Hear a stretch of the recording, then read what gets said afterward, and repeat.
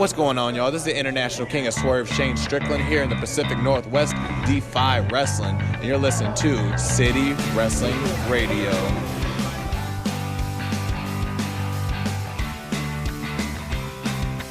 What's going on, everybody? This is City Wrestling Radio, and this is the after party. Sounds like an actual party. So are you sure it's still? Are you sure that the party is still going on? At the Corey? after party, the party's always going. It's Elimination Chamber 2019, baby, and we're about to talk about some things that happened yesterday. I have no idea where you're going with it. Well, okay. I mean, I've never really understood the term of after party. I mean, like I can definitely Do you know? I can After deconstruct Hours the Club? fact that it can be a little bit more laid back, but then the way you're describing this after party feels like an extension of. Have you ever been to an After Hours Club? Is it past 2 a.m.? Yes. And is it just weird? I've never done it. No. My friend told me she was just in L.A., Los Angeles, that is to be specific. Well, then not Louisiana. That's very much. And she went to an after hours, and she was just like, "Yeah, we were dancing until 6 a.m." And I was just like, "That sounds exhausting. I don't want to do that because." I mean, was she on something? No. Okay. No. I mean, All right. I think she had some drink, maybe smoked a little reefer, but that's about it. That's not the stuff to actually keep you up. So. Okay, then. After hours party. Yeah, this is the I guess that's where this happens, right? Yeah. It's the Elimination Chamber 2019. Party never stops. The party never stops. After Corey. party. I'm Corey Smith in the Diamond Studio. I'm Michael Vergara. How are you today, sir? Hold on. There's a freaking housefly there's going right in front of me. The party's still going on for this There's a fucker. little housefly. I know. He's been hanging out for 3 days. Oh, Jesus. And I thought they only had a 24-hour lifespan. They just keep coming. I think it's just one dude. I think it's just from the after effects of the Bee show. Well, you saw womp womp womp. It's right there, right now, in front of you. Do you ever see The Exorcist? No. Apparently, flies signify death. And if when I was recording a show with Cindy over Skype, there was that weird message I got. I think it was disconnected. It was some white noise thing, and I think it said something like "You die now" because I messed with the sound and everything, and I put it through Pro Tools. I'll send it to you one of these days in different speeds. I don't need to hear this. It said "You die now." I don't want to. I don't want it. I don't want it. I don't want it. But anyways, guys, we're not here to talk about my weird interactions on Skype and the paranormal activities. Maybe we'll do another podcast one day about that when we have a City Wrestling Radio empire. Well, have fun with that. Yeah. We're here to talk about Elimination Chamber 2019, WWE. It happened last night. But before we get into that, guys, if you want to listen to all of our other shows on City Wrestling Radio, because we have a bunch of shows on there, the Raw Review, Smack It, our SmackDown Live recap and review show, the B Show, where we recap NXT and NXT UK, and we also like to add a little extra something else in there. And all of our other shows, soundcloud.com/City Wrestling Radio, across a plethora of other fine podcast delivery applications, including iTunes, Google, Stitcher, and CastBox. Guys, if you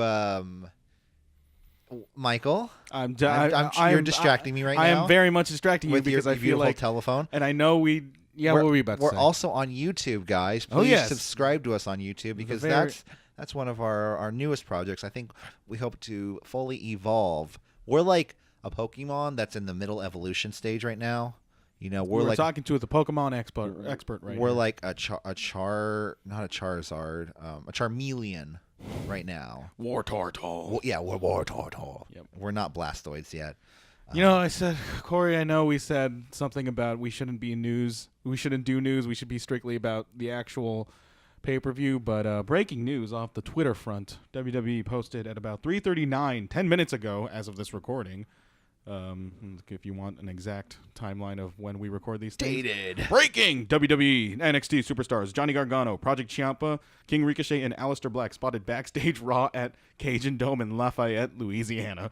Oh, so they're going to actually show up tonight. They might actually show up tonight. No, might? So the WWE put that on They there. can't fucking not show up if they're spotted backstage. Was that their social media that they put it out on? This is the official of the official. Yeah, they're coming out tonight. Yeah, you said in the Slack that they're not coming. They're not. Okay. They're not. Okay. But maybe you stand by that. I mean, I can make some weird sexual joke about it, but I won't. I mean, honestly, when this gets uploaded, we probably know by now. If they are coming. Yeah, they're like, Marks, what are you talking about? I mean, unless they come out, like if this thing gets out there at about no one by will 5 o'clock. survive. You think they're going to come out as a unit, or you think they're just going to come out like in separate? Wait, okay, so who is it? It's Gargano, Black. It's Gargano, Black, Ciampa, and That's a weird Ricochet. combination. Ricochet. Because why would they all be together? I Like, mean, why are they here in the first place? You know? Alistair Black and Ricochet, I could see them being a team together. Gargano and Ciampa obviously have been a team together. Why are they all four, two heels and two faces together here on Raw? Because NXT is not canon. NXT does not count, and NXT does not matter. When they show up with the NXT title, when they decide that it is canon. What if they have their respective titles, just like when like Sami Zayn or no, not Sami Zayn, Kevin Owens. Kevin Owens was the only one I think that like his NXT career was canon. What is this is such bad time. In my opinion, this is such bad timing. We are on the road to WrestleMania. We're on the fast lane. Yeah. To WrestleMania. They're taking the Uber X. Well, last night on Elimination Chamber, I heard a lot of the things of the show were changed last minute. I mean, I heard it was only just one thing, but yeah. The Carmella Naomi thing. Yeah. Which I don't really want to go too much into it. Well, I mean, like, shit happened. You listener, you already know what happened. People air their laundry out. Yeah, well, as soon as that's the thing. I'm always of the opinion as soon as it gets out in social media by either parties, it's really just fair game at this point. I will say real quick about it's just I don't condone I wouldn't do anything behind anyone's back myself. I'm not like, yeah, go for it, dude. I think it's not fair to go to social media. It is a messy situation, and Corey. then I don't know. Corey Graves did talk a lot. Corey Graves spoke a lot. There was some stuff that he questionable lines last night. Well, yeah, I mean, should we just say it? Like he says, "I rarely make mistakes," and I'm just like, dude, like why? Even like I don't. You know, people are gonna dissect everything you're gonna say, and yet you're gonna just say stuff like that. Even like mentioning his daughter watching the women's tag match, saying like, "This is history I'm gonna make." My daughter's at home watching this. I mean, that's just. I mean, I feel like that's not very relevant. I mean, yeah. The fact that he has kids and the fact that. The fact that she has kids, and then Carmella was like a huge fan of Carmella's, and then she was like, she's met Carmella a few times, and but then I feel also like that's received just in like videos. I think that's just in service. I know, but his wife put that out there. Yeah, that's his true. wife put that out there that his daughter and Carmella had that kind of relationship. But I didn't want to really like just delve too much into it because it happened. It happened. Honestly, I feel bad. I feel bad for the kids. What? Oh yeah, I feel bad for the kids. There's definitely just. It's not looking good. Yeah, I can't really form an opinion because it's not really our business, you know even what I though say? It's out there. Nobody physically was hurt, and hopefully nobody gets physically hurt. I wish the best to everybody in everything. Hopefully everyone can come to an agreement that would be best for them and their personal lives. And I mean, it's not my business. That's me wiping my hands of it. Hey, you know what? Neither was WWE, but Corey. It didn't stop. You know what? No, it did not stop Corey Graves from telling his wife that the company will sue. The company will sue you if you put this out there. Which I'm gonna be beyond a reasonable doubt that WWE was probably not informed of this by the time this got out there. I don't. And think he's misrepresenting that company, which is kind of not legal. Okay. But if you're going to take that, you have to like sit there and be like, oh, the things she said aren't right too. It's just you mean the fact that she just put posted everything out there. Yeah, he put things out. He said things. She said things. It's a very messy situation. People said things when they were hurt to each other. That's what people do because high school never ends. High school never ends. High school never ends. That's CM Punk was right, which is very ironic because Corey Graves was the one who made subtweets about CM Punk like. All those. I hate how everyone's digging into Corey Graves' social media now. Yeah. Like, I mean, do you hate it or do you feel a little sense of Schadenfreude to it? A what? Schadenfreude is when you take satisfaction. Oh yeah, I take complete satisfaction in it. Yeah. I shower in Freud. Yeah, I love showering in Freud. You play with pens a lot. You know what? Yeah. Doorknobs or something. Yep. Okay. But yeah, that happened. That Best happened. of all parties. Jimmy Uso got arrested. Did we talk about that on the last show? I think we did, right? Yeah. B show the news. Yeah, cool. Elimination Chamber. Yeah, Elimination Chamber. I don't that know. happened. I mean, should we talk about DX at this point? Should we just go through the card? Yeah, let's just go through the show. We'll talk about all the rest of the news. But you know what a good way to stay up to date with wrestling news? Follow us at CW415, Facebook, Twitter, and Instagram. I did not ask for the answer, Corey. Well, I gave it to you before you even asked for the answer. Let's kick off Elimination Chamber 2019 with a pre-show match. Akira Tozawa versus Buddy Murphy I'm for still the looking at this. Cruiserweight Championship. I'm sorry to interrupt, but I'm still looking at this picture of just they're just here. heavy machinery and DIY. Shoppa. You do the work yourselves, but you still need tools. Where's the machinery?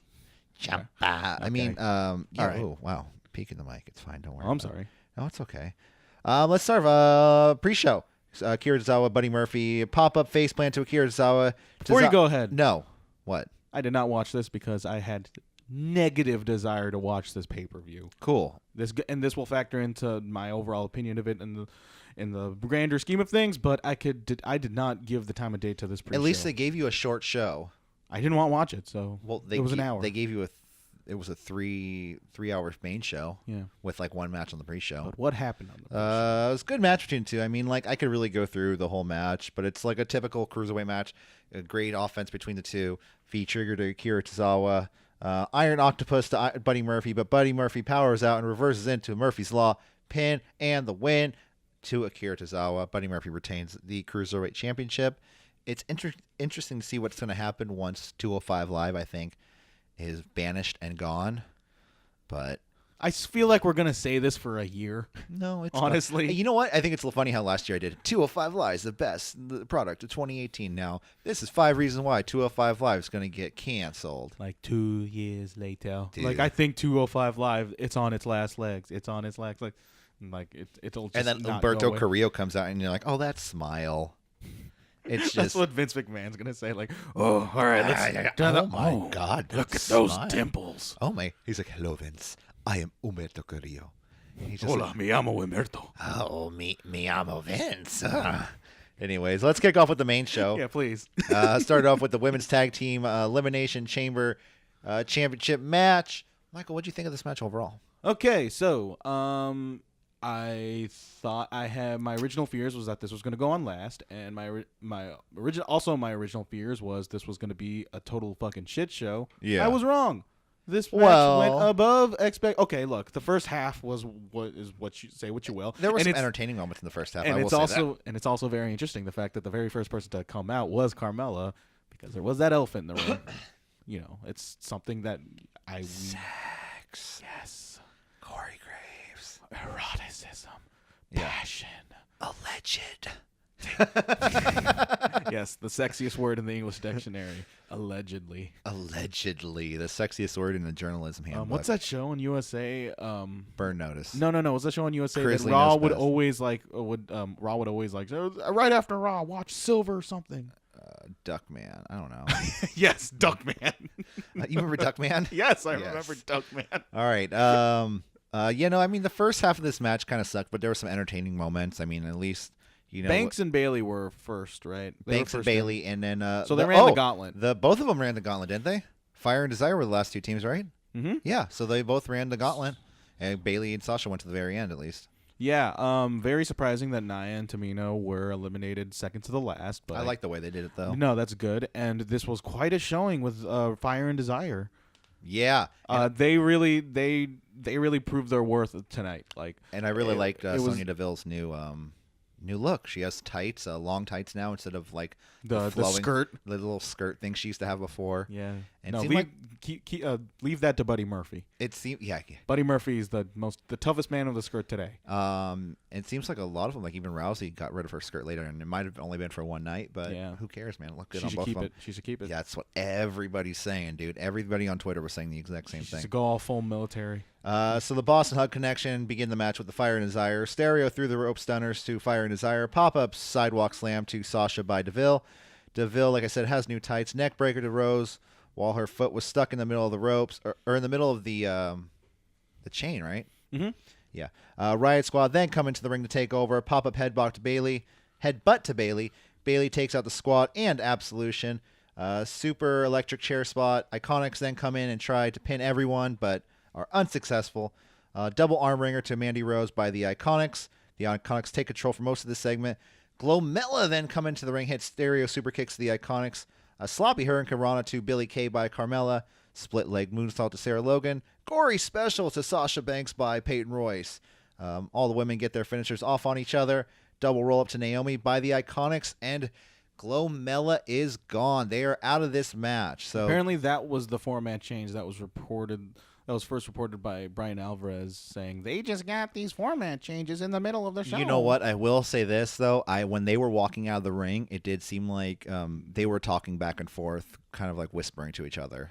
Like, what do you think happened? I don't know. Why Exactly. Are we out? Well, not freaking out, but it seemed like what's going on? I don't know. You know. Yeah, this is on the fly. If you go back and watch like right when they're walking out of the cage, yeah, definitely. Maybe they might have edited it out by now, but who knows? Let's see, where was I? The remaining teams focus on Nia and Tamina. Iconics hide in the pod. That was a little good spot though, where they try to hide in the pod and they, cute. Double Samoan drop to the Iconics. The Iconics get pinned by the Samoan Slaughterhouse. Assisted stunner to Tamina by Liv Morgan. Is that what they're really called? The Samoan Slaughterhouse? Yeah. That's a really cool name. But did you make that up, or No, was that that's by their them? really name. That's a real name. Okay. No, I'm like, that's a really cool name. I made that up, okay? Like, it's their name from now on. Hashtag Samoan Slaughterhouse. God. I got it, Corey. Anyways, back to the match. Stereo crossbodies by the Riot Squad, not Suicide Squad. Super Samoan drop to Liv Morgan and then Tamina hits one on Sarah Logan. Pinned to Tamina by the Riot Squad. So the Riot Squad is out. Nia then gets smashed through a bod while Bayley sidesteps her. And then the remaining women, Fire Desire, Boss Hug and Connection, focus on Tamina. Everyone pinned Tamina. Backstabber, Bayley to belly, to DeVille. Oh, sorry, Tamina's gone. She's out. Pin. So Tamina and Nia Jax are gone. I'm skipping through my notes here. It's fine. No, it's not, Michael. You need to help me here. What'd you think of this segment? Did you watch this match all the way through or no? Yeah, of course I did. I was Look, I was playing Crackdown 3 in the background. Well, this was going on in the background. You're playing what? Crackdown 3. What's Crackdown 3? Crackdown 3 is a video game. Oh, nice. And it's free if you pay a monthly subscription on your Xbox. Okay. So I was playing that, killing criminals in an open world. You jump high, and then I saw that, and then I heard a bunch of stuff like going on, like as I turned my head, like oh. Well, Nia Jax getting thrown through the pod. Yeah, and that was loud enough for me to turn my head. And then everyone pinning Tamina afterwards. Yeah. Which is a smart way, like I said. And this is what, and as soon as the Samoan sisters, the Samoan Slaughterhouse. yeah, who are going to be a team for like a week. As soon as they got eliminated, that's when I started actually grabbed my attention. Well, that's when it became an actually really good match. Yep. And so what happened? No fault to Tamina and Nia, but all the fault. Oh no, give them all the fault. Yeah, all the fault to Tamina and Nia. Somebody's got to be accountable for something. Yeah.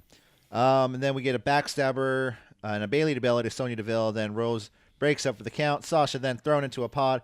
A fisherman hook facebuster to Sasha by Mandy Rose. Kick out. Sonya Deville then spears Mandy by mistake. Bank statement to Deville. It was like a modified bank statement now because I guess her shoulder's all messed up, so she's using her leg a little bit more. I mean, like it made sense because because Sonya Deville she messed up her shoulder in the match, so it made sense to do Sonya that. Deville or Sonya or Sasha.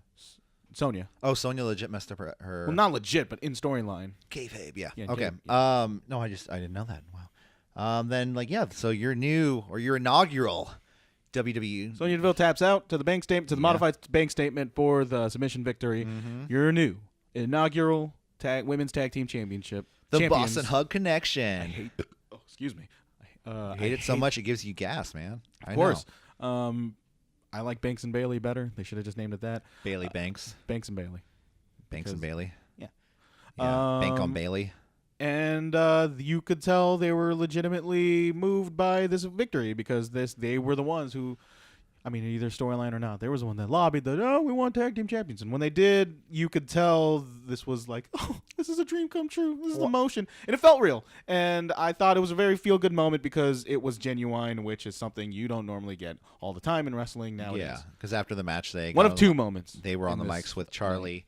They said, we come out here to fight for the entire women's division, And you could tell they were legit lost for words. Yeah. It Banks was very crying. heartfelt speech, and they do it for the entire women's division. And I give them a week until they start being disgruntled about their workplace again. Apparently, they're going to be able to float between brands now with those tag titles. Oh God, then why even bother with this brand?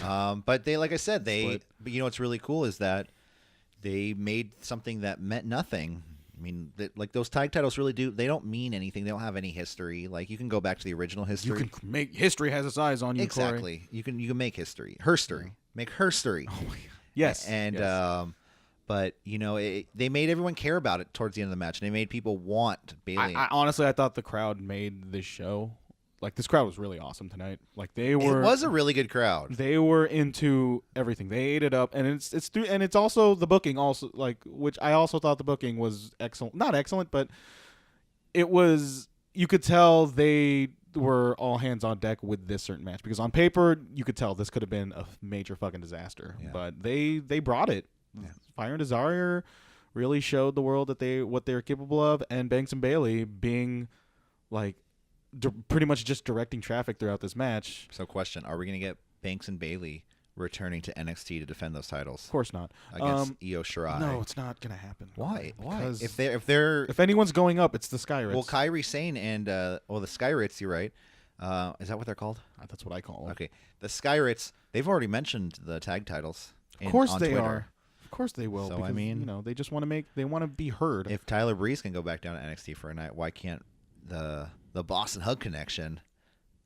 Because he's too busy. He's too busy being beaten up. Hey, listen, I want advice from my daughters. You guys need to stay here and Raw with me. All right, let's go into the next match of the night. It's going to be McMiz defending their tag team championships against the best tag team in the world, the Usos. Oh wait, sorry, that's the other way around. But Usos versus McMiz. I mean, it was an okay match. Shane McMahon is really bad. I don't like Shane. Yeah, of course. Like Shane McMahon's really bad. He needs to stop wrestling. He looks he looks blown. Like that's what they say, right? Blown. He is pretty much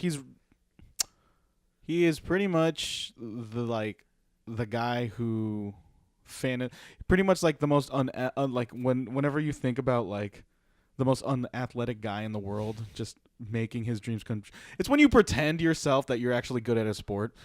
Like pros versus Joes. Yeah, it's exactly like pros versus Joes, but the Joes are outdoing the pros. Yeah. And he was just young at one point and was like somewhat agile. And like he could still hit like a sunset flip powerbomb, and that's cool. I mean, yeah. But like, he's just like jumping all over the place. He just makes wrestling the fakest thing in the world. And and the fact that he's booked so strong, he's like the Shane McMahon hot tag. He's like, Shane McMahon's hitting like coast to coast to everybody. Like he probably wanted to hit one to Miz. Miz like, I'm your partner. Like, whoa, that didn't really happen, but that's what I thought would have happened. But I mean, it was an okay match. The Usos are pretty cool. But you also forgot the announcement of Miz before the match started. He wants to dedicate this match to his dad. He wants to dedicate this match to his wife Maurice, who. Oh,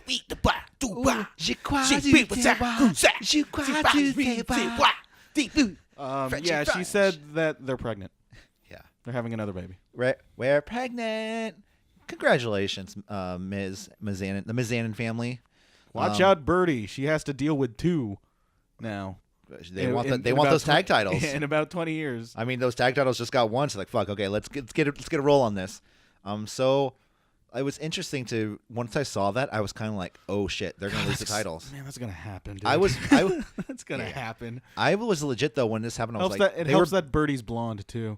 Yeah, they were building up this for Miz to be knocked down. Yeah. I mean, why not knock Miz down like he always has in his entire career? Do babies' hair change colors? Sometimes. Yeah. I think sometimes I've heard babies go from like brown to blonde or blonde to brown. Yeah. So if I think I was more blonde when I was a kid, or I think I was more brown. I don't know. I don't personally know. So you think Birdie is gonna eventually just have non-blonde hair? Because she's fucked if that happens. She grows like green hair.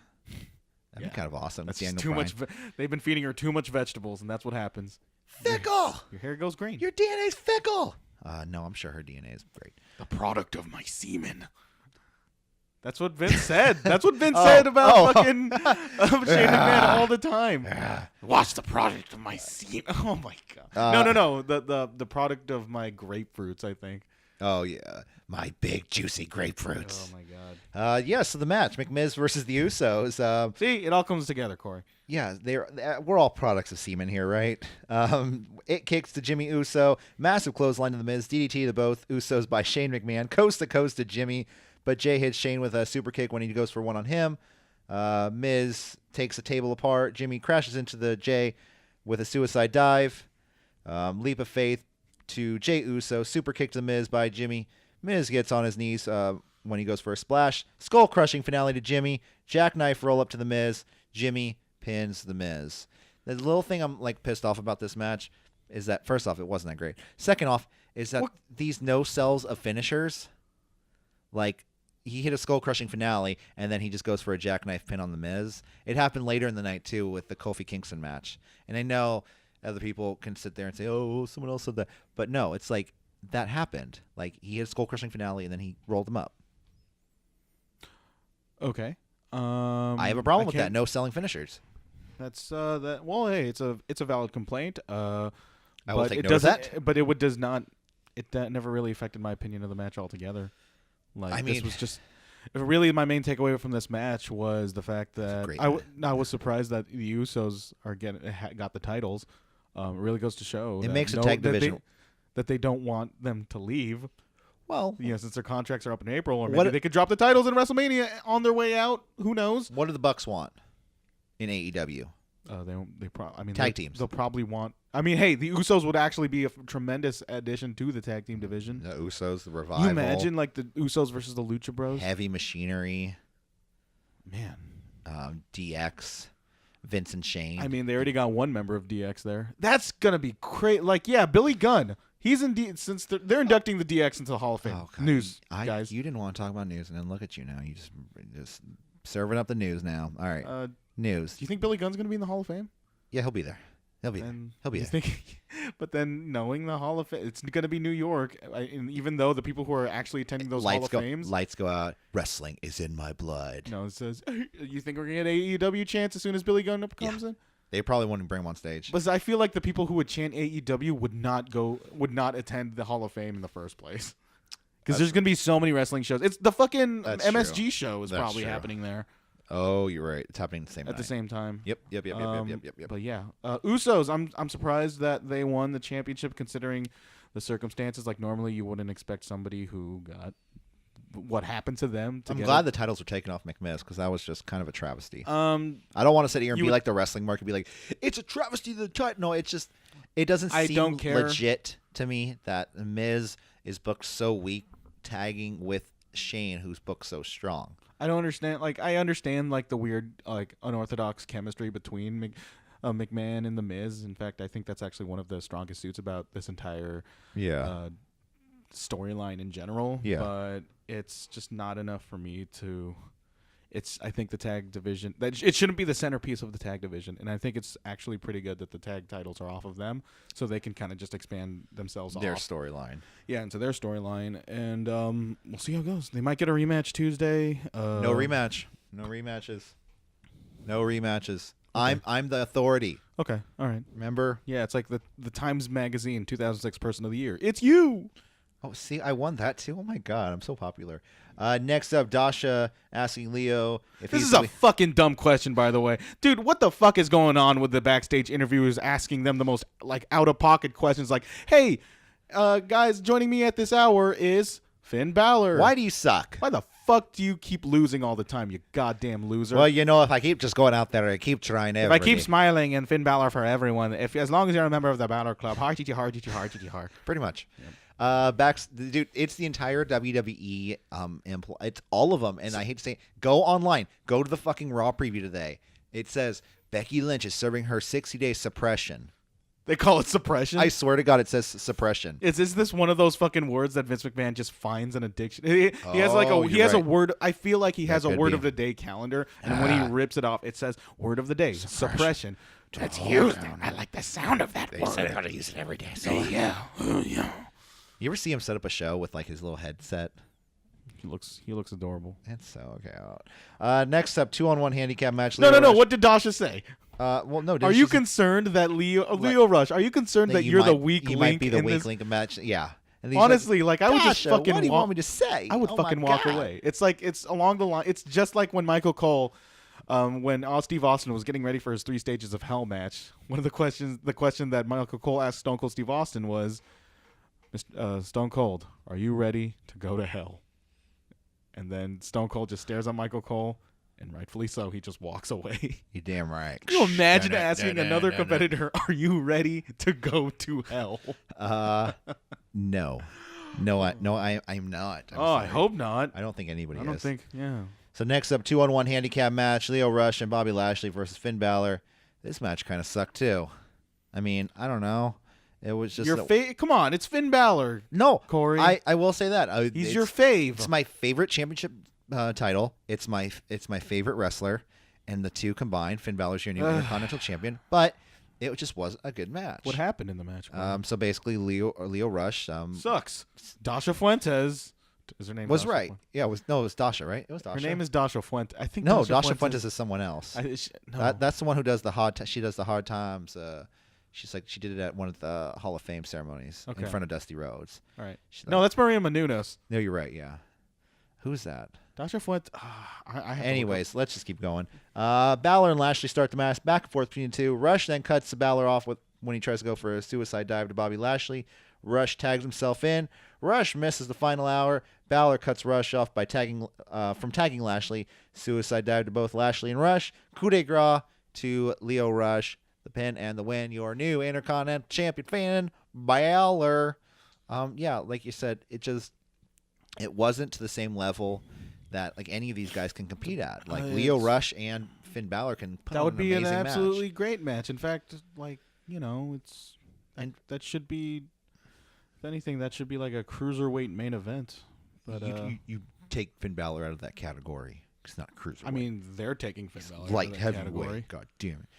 No, but after the match, Bobby Lashley attacks Leo Rush. Well, he tries to attack him. He's like, no, come on, get up. And then he actually see you on Monday. Gives him a freak accident. You think he's still going to be with him on Monday? Yeah, it was just a moment of frustration, and it's a rift in the relationship, and I think they're gonna build it up a little bit even more for that match between Leo Rush and at WrestleMania. Yeah. Whoa. Yeah. Finn Balor, he's your Intercontinental Champion now. What do you see in his plans in terms of Fastlane and WrestleMania? Apollo Crews at Fastlane. I thought they were going to wait I thought they were going to wait. Sorry, I thought they were going to wait for Mania to put the title on him, but no, it would just be so insignificant in the bigger picture of things. Yeah. Fastlane, he'll probably fight Lashley again. Elias. Oh God, Elias. Yeah. Baron Corbin. Yeah, that can definitely happen. Elias could probably end up being the next Honky Tonk Man. He's the Honky Tonk Man. Just a Honky Tonk Man. Next up, Rousey versus Ruby Riott. Before the match, Charlotte comes down, rips into Becky because she hurt Becky at a house show. That biatch. That's not nice to do. Don't hurt people. Just compete. She re-injured her knee, so yeah. Then out comes Riott, and then out comes Rousey. Rousey dressed like Sonya Blade from Mortal Kombat 11 because she is the voice of Sonya Blade in the upcoming Mortal Kombat video game. Yep. Oh wow. Yeah, because that's what people want. Ronda Rousey's acting abilities. I own the ground I walk on. Maybe that's what it is. Maybe she's just breeding from the Mortal Kombat script every time. I'm going to blow a kiss into the air, and that air is going to go towards your body, and you will explode. All right, it's going to be throughout the entire stage, and I'm going to be blah blah blah blah blah blah blah blah blah. That was Sonya Deville, right? She did that. I believe so. Yeah, it should have been Sonya Deville to be Sonya Blade. Oh, you're right, Sonya Blade. Sorry. Yeah, you said Sonya Deville. You're sorry. I haven't talked about Sonya Blade in quite some years. We've had a falling out since Mortal Kombat Trilogy. Okay. That's a long time ago. No, actually, I think I have 10 up there. Yep. I don't know. No, I just thought she was a big fan because I know they all went to the release party. Her, Zelina Vega, the New Day members. So, yeah. She comes out dressed like Sonya Blade. This match was like 1 minute and 26 seconds, right? Something like that. Yeah, this was a complete squash. The Piper's Pit, armbar, submission victory for Rousey. I was very disappointed in this match because I honestly thought Ruby Riott was going to get we were going to get something out of Ruby Riott facing Ronda Rousey because like for a very long time, for quite some time, they tried their best. They got out of their way to establish Ruby Riott as the most powerful person out of that entire Riott squad. Like she was pretty much like the Flair of the Four Horsemen, or as a lack of a better comparison. But for her to, this was. And I don't like to throw this term away that often. They were burying Ruby Riott in this regard because, like, she's a more than capable wrestler to dictate like a 10-minute match against somebody like Ronda Rousey. And I asked Jose this on the Raw review. She just got a haircut recently, didn't she? Didn't she just recently cut all her hair off? And now she's like, I just wonder. Are you going to imply like there was a Samson and Delilah kind of thing going on with this? What's that? The story of Samson and Delilah was Samson. He was very powerful because he had a lot of hair, and as soon as he cut off the hair to impress Delilah, he lost all his powers. Oh no. Where are you going with this? I Corey? hope she put the extension in herself and she wasn't told to. Like, you look better. Oh, so you found out? So you think she had more hair? Like, I mean, they all wear extensions. No. She definitely cut her hair recently, but then for like a week or two, she was short, and then all of a sudden she starts coming out with extensions. So I wonder if somebody told her, "You look better with put more hair in there." But I expected a lot more from this match, and I was very disappointed. So that happens. Then afterwards, was it Charlotte and Rousey first are in the ring together, kind of facing off? WrestleMania, right? Yeah. Look at me. I'm Charlotte Flair. You all hate me now. Out comes Becky Lynch through the crowd wearing her In best crutches. Wearing her best like Kill Bill style, like it was leather. Pretty much the colors reversed. You know, where the yellow, so cool. The yellow would be in the black, and the black would be in the yellow. She looks so fucking cool in that, dude. Yeah, but then like what she was wearing was cool. What was not fucking cool was her in crutches like a goddamn idiot loser. What? Yeah. No. I thought she looked bad in crutches. Like and then the all commentators ploy. were like, "What are you doing, Becky? What are you doing? Come on." It's like they just made her look super desperate, which I was just not a fan of. She's suspended for 60 days. It's 5 days after WrestleMania. Why? And she's just a fan. Why isn't anyone trying to stop her from coming into the ring? AEW security. I guess, They're right? The one that brought up Becky then kind of rolls into the ring, throws a crutch at Charlotte, starts beating her down with the other crutch, and then offers up her and Rousey kind of square off one-on-one. Rousey's holding the other crutch, kind of holding it like she's like ready to go off, like she's like stancing in some Mortal Kombat stance with it. Yep. I just thought it was kind of funny. Then she offers up Charlotte to her. She's like, "No, go after Charlotte. Please take her." That's when Becky attacks Ronda Rousey with the other crutch. She beat the fucking shit out of her. Yeah, she did. Ronda got hit by the side of the head, and you could see it bleed her side of the head bleeding. And I'm like, Becky, you are injuring the meal ticket for this Mania main event. Like, and as much as we want to believe that you're actually a tough person, like Ronda Rousey can actually kill you. And Rousey just legit probably wants to kill people that actually hurt her. You know, but I'm sure Ronda Rousey was cool with it. Like, yeah, it's a part of the job. You know, we get hurt sometimes. It's not ballet. You know, part of the job. It's not ballet. You know, huh? You think you can do it? Fuck off. Fuck you.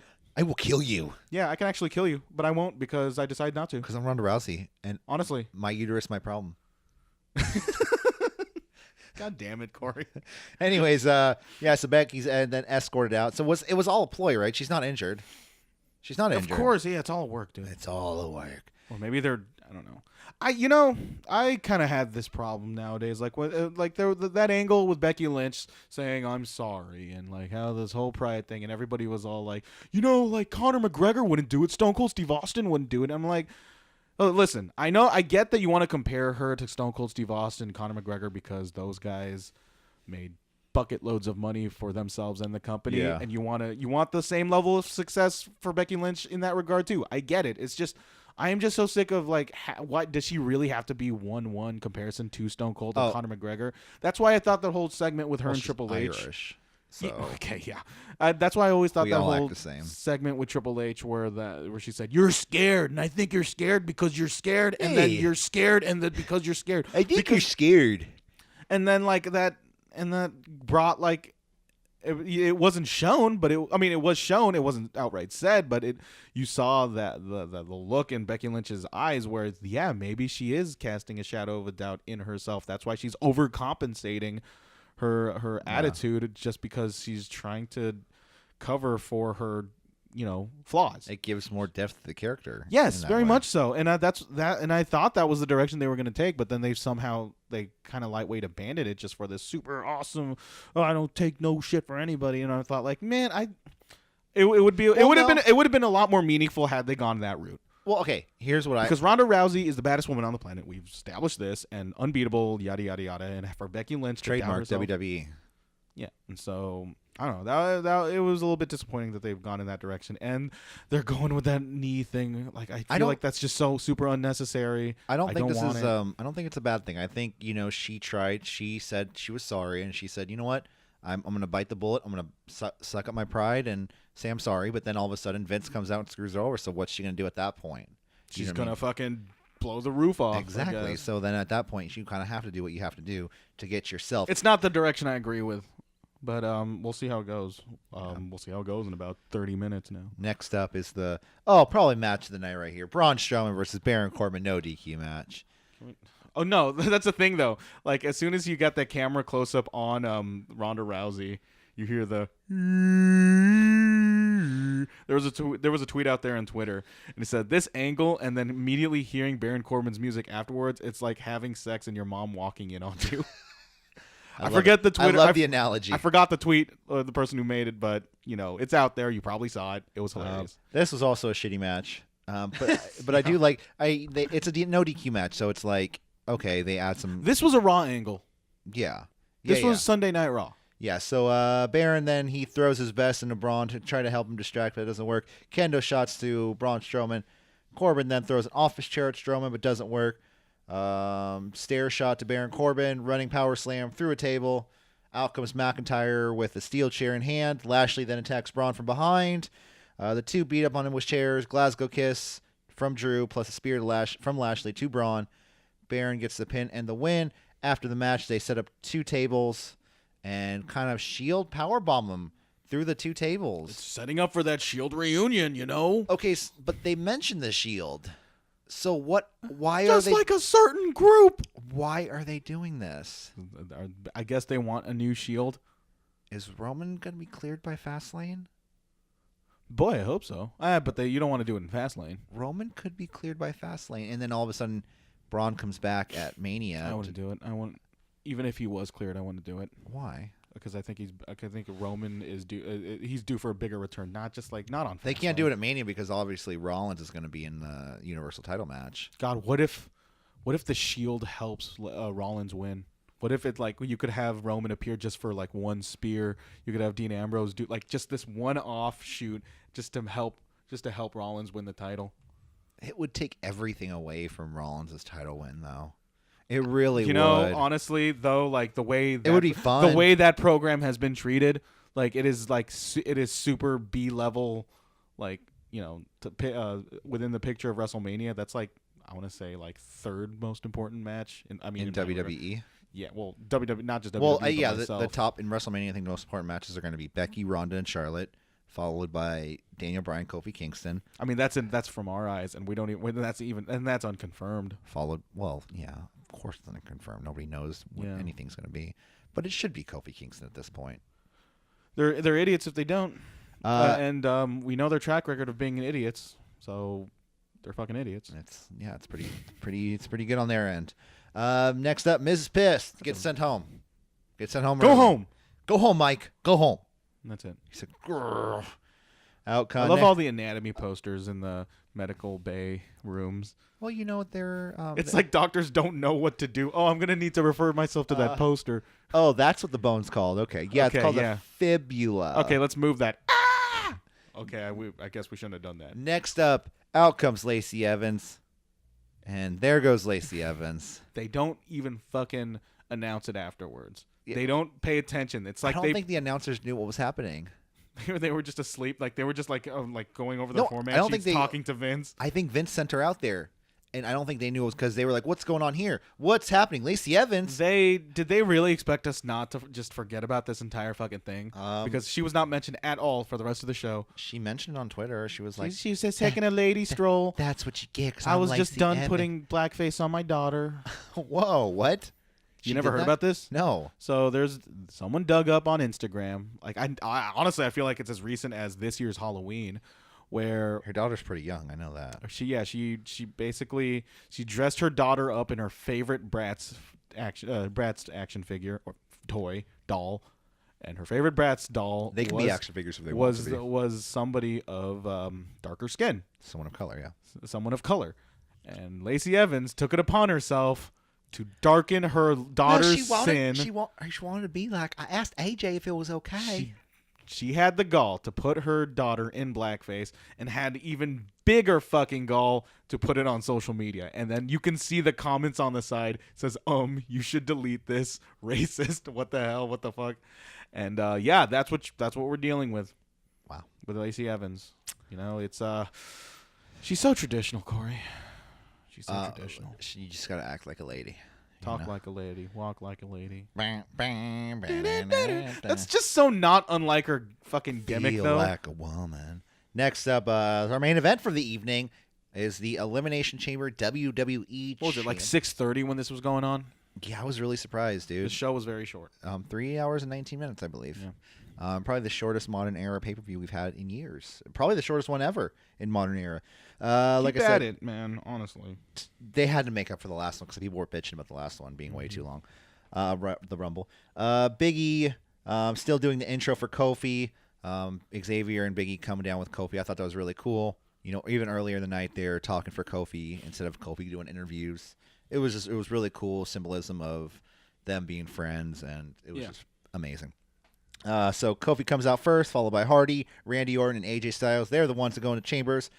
Daniel Bryan and Samoa Joe start the match. Rowan banned from ringside. Get out of here, Rowan, you nasty hippie. So then we get kicks to Daniel Bryan by... There was this moment where like Daniel Bryan is like cornered by Samoa Joe, and then there was this look in Samoa Joe's face where it's like, oh, where are you going, Bryan? Oh, which I thought was fucking hilarious from Joe. I did like the guy with the sign that said Captain Planet, he's our hero, when he's coming down to the ring. That's true. Joe, Bryan, having a match against each other. I know it happened already, but it was still very fun to see. And the chops the chops Joe gave to Daniel Bryan, shades of Greatest Royal Rumble. I thought like the time of this match is going to be dictated by how red Daniel Bryan's chest would be by the end of it. And by the end of it, it wasn't that red because apparently Joe was not here for long. I guess, they just stopped chopping at that point. They stopped chopping at this point. It's just like, oh no, we might actually fuck up Bryan's blood flow in his chest, and we get a knee bar. Well, yeah, you don't want him to get a blood clot. Knee bar Daniel Bryan. Out comes Kofi Kingston. He's next in the match. Kofi goes after Joe. Frog splash to the back of Joe. Knee strike off the top rope by Bryan to Kofi Kingston. Back and forth kicks on the cage between Daniel Bryan and Kofi Kingston. That was a nice little spot. Then AJ Styles comes out next. Double DDTs to Daniel Bryan and Kofi Kingston by AJ Styles. AJ then follows up, focuses on Daniel Bryan. Phenomenal forearm to the back of the neck of Daniel Bryan outside of the ring. So they can't pin on the outside of the ring now in the chamber? I thought they could before. No. Now it's official. They can't. I guess not. Okay. Kofi then reverses out of a coquina clutch. Phenomenal forearm to Samoa Joe. A pin to AJ Styles. Joe is out of there. What did Joe do? He just doesn't care too much. He's like, whatever. I don't care. I just want a paycheck. I want to go back and play my Xbox. Yeah. With my mobile screen. Thank you very much. Him and AJ. Yeah, right. No, they're all friends, right? It's Xavier, Joe, AJ. So Hardy's out next. Poetry in motion to Daniel Bryan by Jeff Hardy and Kofi Kingston. Daniel Bryan is working Kofi Kingston's arm through the cage. Swanton bomb to AJ Styles. Swanton bomb to AJ Styles while he was draped on the fucking on the top rope. Yeah. So Jeff Hardy's neck would fucking hit AJ Styles' torso as he goes to the floor, and he immediately gets up, which I'm surprised by that. Like Jeff Hardy, Jesus Christ. I wonder if they because it was kind of similar to the that same was spot his earlier. Spot. That was Jeff Hardy's lone spot, in my opinion. Okay, because it was similar to the earlier spot in the Cruiserweight title match when Akira Tozawa hits a senton to Birdie Murphy hanging off of Birdie Murphy. It's a Daniel Bryan's. Oh no, that's Buddy Murphy. And it's an amalgam. It's the amalgam of the two. But yeah, he did a senton to Buddy Murphy while he's draping in the middle of the rope. So that's gonna be hilarious. Create a wrestler. Birdie Murphy. Yeah. The juggernaut of the Gymboree. Yeah. Let's see. Running knee to Hardy. Pin Daniel Bryan over Hardy. Hardy's out. Get out of there, Jeff Hardy. Suck. You painted son of a freak. Super German suplex to Daniel Bryan and Kofi Kingston by AJ Styles, which looked really good because AJ Styles was in the middle of the ropes, and I haven't seen a Super German before. Because Daniel Bryan was trying to do a superplex. You see a Kofi. Super German every week, Corey. Who? He's in NXT UK. His name is Walter. Oh, well, he's Austrian. He's not German. I didn't know that. Yeah, he's Austrian. Okay. And then that changes everything. Then fuck Walter. I'm just kidding. Whoa.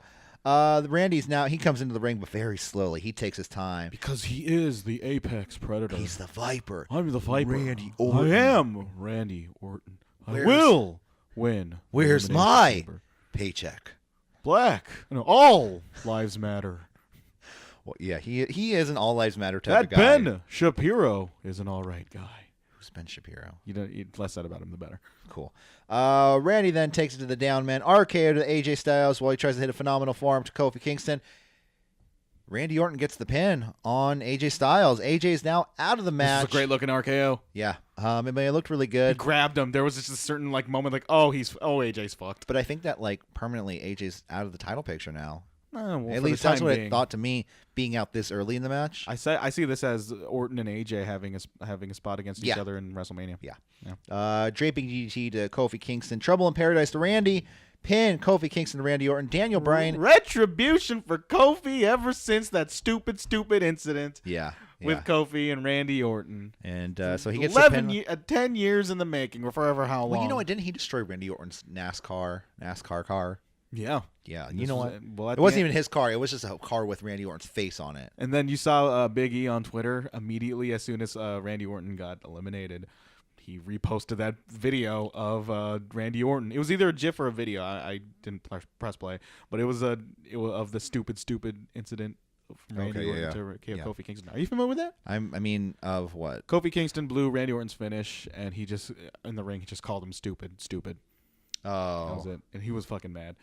But Randy Orton eliminated by Kofi Kingston, and then you see Bryan and Kofi Kingston do the Austin Rock Royal Rumble 2001 spot where they're both in the corner and they both lift each other. They both get lifted up by the top ropes, and they stare down each other, and then immediately they do the Takayama Don Fry Pride match, or you might be more familiar with the Sami Zayn Kevin Owens spot where they just grab each other's necks and then just start punching each other. Punching the hell out of each other.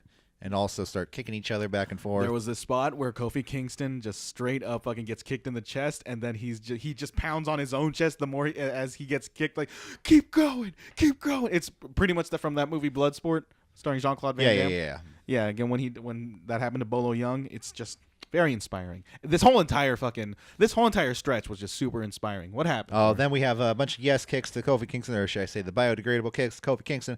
SOS to Daniel Bryan. That's where I was mad because he kicked right out of that. But this is a main event, and this is where near falls and like drama gets heightened. The SOS is a signature move. I won't be too mad about that one. Kicks and running drop kicks to Kofi Kingston.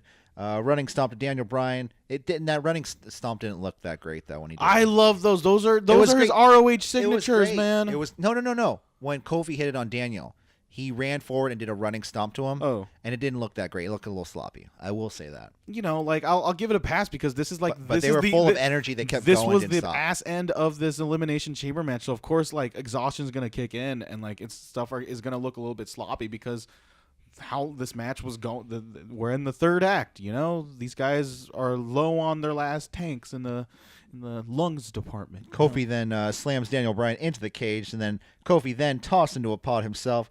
Bryan then rolls into the middle of the ring, running knee to Kofi Kingston, kick out. This was an amazing kick out. Everybody bought it, and everybody fucking. This was at this point in time where like I thought, is Kofi gonna fucking win this? I wanted it so badly. Is Kofi gonna win this? I wanted it so badly. Then we have the stomps to Kofi Kingston. Bryan then goes in for a running knee. Then Trouble in Paradise, but this is the one I was mad at, where he kicks right out and tries to go for. He rolls him into the label lock. He's in a position where he can. But that's the move that put him out the other night on SmackDown last week. That's the only thing that gets me. So it put him out last week. Why doesn't it put him out now? You know what I mean? Especially after taking so much punishment from the other superstars. It's all about context within the match. Then the two fight on a pod. Bryan then takes control. Kofi boots him off. Kofi misses a crossbody off the top of the pod. Running knee to Kofi Kingston.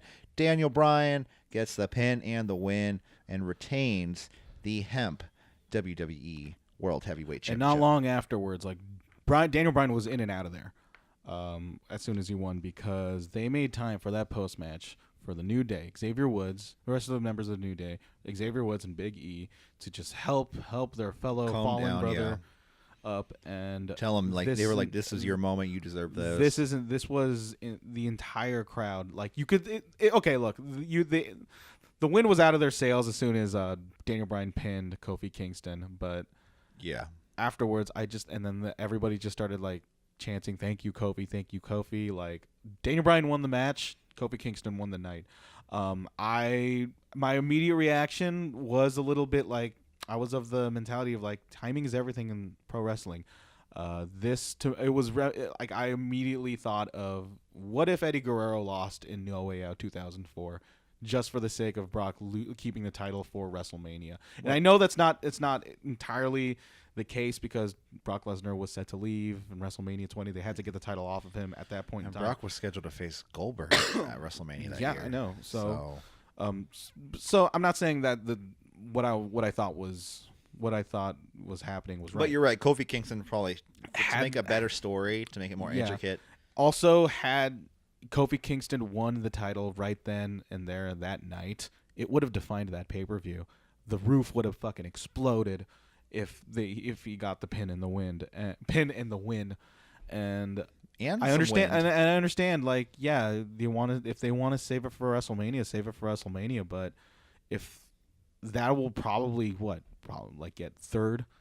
I could see that getting third in the way through. Though it'll probably get like 10 minutes. It'll probably get like this fucking not Wyatt family, but then Eric Rowan, New Day, bullcrap. Yeah. It'll be a comedy spot. It'll be 10 minutes beneath their potential. Or I could be completely wrong and they're going to have a fucking barn burner of a match again. But or Kofi walks out of Mania with the title. But no matter what, Kofi versus Bryan should be the title program for WrestleMania, and I thought this was a career-defining night for Kofi Kingston. I don't think it would have been as effective if Mustafa Ali was in this spot because Kofi Kingston has longevity on his side. Yeah, he said it himself. He's been at this for 11 years. The WWE universe, they have been with Kofi for the longest time, and the fact that like the moment I've always said this, and I feel like I've said this before, the second you give that hope spot, that little bit of shine on Kofi Kingston, he would be one of the most over people in this company. And lo and behold, how much do you want to bet on SmackDown? It's going to revolve around Kofi Kingston just having that hope moment, and then everybody's just going to be cheering on with him. Yeah. And another thing, like fucking poetry, leave it to Daniel Bryan to be on the other side of what could be the most legit underdog title chase since his own. Since his own, yeah, exactly. Since his own. So, like, we not to take anything away from Kofi Kingston.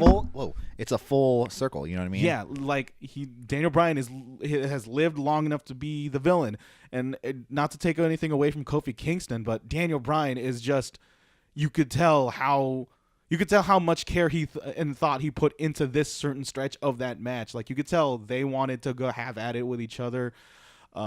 It shows how much he's willing to give the rub on certain performers to the benefit of others, with Ali, with Kofi Kingston as well. And man, like, he is. What else can I say? Daniel Bryan is the fucking best as well. Yeah. And, what do you think if Kofi Kingston wins the title? Him freebirding the belt with the New Day. I think it takes. I think people have been talking about that for a long time. Not freebirding it, but then like it was always something. I remember it was always something that Xavier Woods and Big E Langston said that was their number one goal of their careers is to make sure Kofi Kingston becomes world champion. Like, they have said that for a very long time, mm-hmm. And so I think it's just as much of accomplishment for them than it is for Kofi Kingston. Because, like, the second that Kofi Kingston wins that belt, whether it be a Fastlane or a WrestleMania, like, I'm not entirely objective. I don't entirely I'm against him winning it at Fastlane, because it could potentially be a bigger platform for them. If that main event's at a Fastlane, maybe, because the Universal title isn't. Yeah. And so, you could do that. You can do that there, but then the second that Kofi Kingston wins that title, you could tell, like, New Day celebrating with them, they're gonna cry, and I legit will cry. I would like if Kofi offers it up to them, like, hey, we're gonna freebird. This is our win. They don't have to say it like that. They don't have to spell that out there. But I want them to look at Kofi and say, "Nah, man, this is your title. This was you. This is your moment, and this is your title. I swear to God, back, but this is you." It was like the ending of Creed to me. Like, this entire pay-per-view. Such a good band. Shut up, Corey. Which album are you referring to? Creed, the movie. Yeah, Creed, the movie, where Yeah, he went the distance. It was Rocky. He went the distance. He went for speed. Yeah. Yeah. That was Elimination Chamber. I thought this was a really good show. Honestly, it went above and beyond my expectations because I had no expectations going into it, and I came off with it being more or less a little bit more excited in the general direction that all the Mania programs are going towards, especially with Bryan. Because I thought, like, what the fuck are they going to do with Bryan? Like, is he going to be with Rey Mysterio, which I thought would happen. It could still happen. But yeah, the Becky Lynch storyline, we'll see how that goes. We'll see what happens tonight with these NXT guys. In about 15 minutes, I feel like I should just watch Raw here, honestly. Hey, you're not watching the whole Raw here anyways. I'm kidding. You got something to do? No, not really, but I mean, I'm going to get... Thought you said you were free all day, Corey. But yeah, Elimination Chamber, I went above my expectations to a point where I consider this a thumbs-up show. Yeah. Go out of your way to watch maybe the first and last match. The first and last match, exactly. Unless the last of the first match. Yeah, it was a decent show. I enjoyed it, but, you know, it was better than... I was glued to the main event. Yeah. I'll admit I did take a nap, though, in the middle of the show and had to go back and rewatch some stuff. There was definitely... There are definitely a lot of fucking moments where that actually does happen. Where I just nap or just nap. I remember taking a nap in the middle of Dolph Ziggler and Dean Ambrose. Oh, I took a nap in the middle in one SummerSlam, and then I wake up to Finn Balor winning the Universal title. I was like, dude, Balor's not winning the Intercontinental title. It's Balor. It's Balor. Every time. Bailey. Don't fall asleep on Balor, because when you do, he surprises you, and you have to go back and rewatch the match. Hey, you still awake? Hey. Can I get a donut, please? Anyways, that was Elimination Chamber 2019. That was the after party. It's time for us to power down and get the heck out of here. Gonna watch Raw. Watch Raw tonight with some. What the fuck is going on? Okay, so like, what do you? What? I don't know. The bus is coming in 6 minutes. So. Okay, fuck it. Never mind. I guess we won't talk about it. We'll talk about it in the Raw review, Corey. Oh, yeah. Okay. The Raw review tomorrow. SoundCloud.com/City Wrestling Radio. Podcast delivery applications. YouTube. At CWR415, Facebook, Twitter, Instagram. Let's get the heck out of here. I'm Corey for, what is it first? KCSF Radio. Your name is Corey. My name is Corey. There we go. KCSF Radio, City Wrestling Radio. I'm Corey Smith. I'm Michael Vergara. And we'll see you tomorrow with the Raw review. All right. B-show implications as well. Bye. Oh, invasion. All right. See you guys later. Bye.